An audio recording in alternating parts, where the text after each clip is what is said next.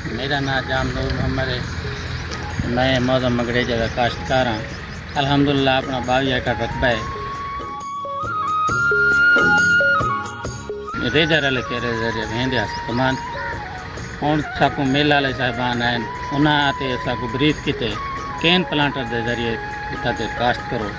वो साढ़े को 2 एकड़ का प्लाट ला दें वे ट्रैक्टर नाल सही तकरीबन 20 इंच जिका पट्टे ने 3 हल्ले नाल वाल कैन प्लांटर के नाल ही किए ने बिजाई की तो उन्होंने बड़ा अच्छा सलूक साथ नाल